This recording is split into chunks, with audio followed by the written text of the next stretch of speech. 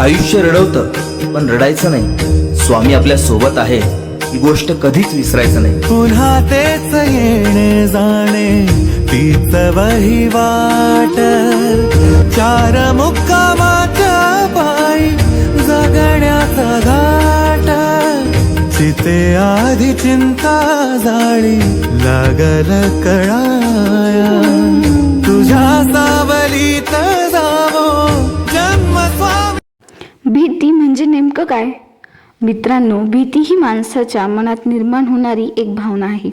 जेव्हा आपल्याला एखाद्या गोष्टीबद्दल अनिश्चितता वाटते, जेव्हा पुढे काय होईल हे कळत नाही, तेव्हा मनात भीती निर्माण होते. विद्यार्थ्यांना परीक्षेची भीती वाटते, शेतकऱ्याला पावसाची चिंता वाटते, व्यापाऱ्याला तोट्याची भीती वाटते, आईवडिलांना मुलांच्या भविष्याची काळजी वाटते.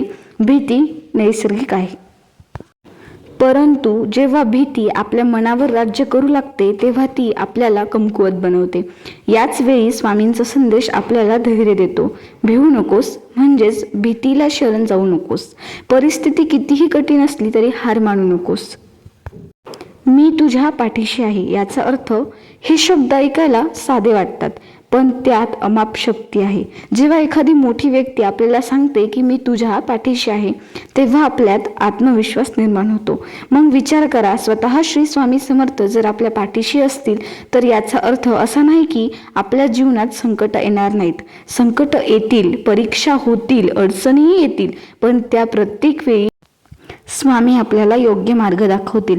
ते आपल्याला पडू देणार नाहीत. स्वामींच्या कृपेची खरी ओळख अनेक भक्त विचारतात. स्वामींची कृपा कशी ओळखायची? मित्रांनो, स्वामींची कृपा नेहमी चमत्काराच्या रूपातच दिसते असं नाही. कधी अचानक मनाला शांतता मिळते, कधी योग्य वेळी योग्य व्यक्ती भेटते, कधी अशक्य वाटणारा मार्ग अचानक खुला होतो. हे सगळं म्हणजे स्वामींची कृपाच की. कधी कधी आपण एखाद्या मोठ्या संकटातून वाचतो आणि नंतर लक्षात येतं ही तर स्वामींचीच कृपा होती. चला, मी तुम्हाला एक छोटीशी प्रेरणादायी कथा सांगते. स्वामींचा एक भक्त होता. त्याचा व्यवसाय अचानक बंद पडला. घरात आर्थिक संकट आलं. त्याला वाटू लागलं की आता सगळं संपलं. तो रोज अक्कलकोटच्या स्वामींच्या फोटोसमोर बसून रडायचा. एक दिवस तो खूप निराश झाला आणि म्हणाला, स्वामी, आता माझ्याकडून काहीच होत नाही. त्याच रात्री त्याला स्वप्न पडलं. स्वामी त्याच्या समोर उभे होते. स्वामी म्हणाले, भिवू नकोस, मी तुझ्या पाठीशी आहे. सकाळी उठल्यावर त्याच्या मनात एक वेगळी ऊर्जा होती.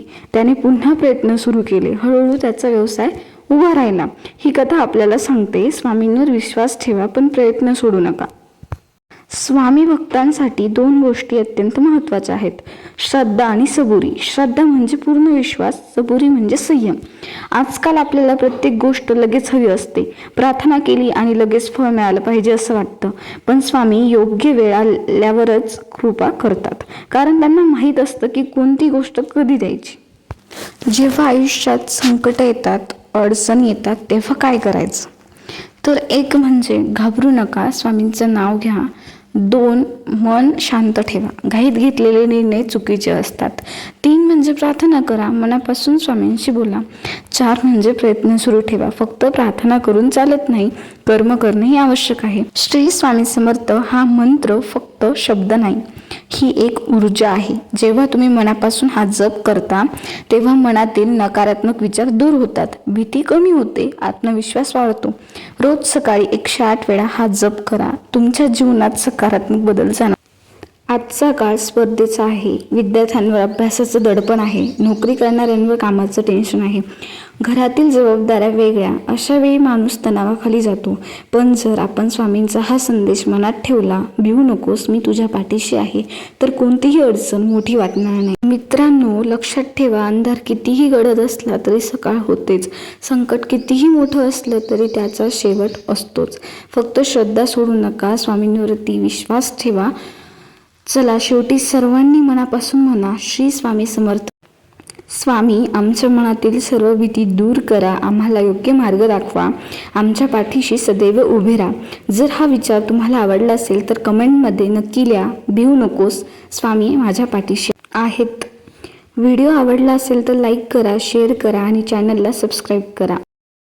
उद्या दिवस 3 मध्ये आणखी एका प्रेरणादायी विचारासह भेटू.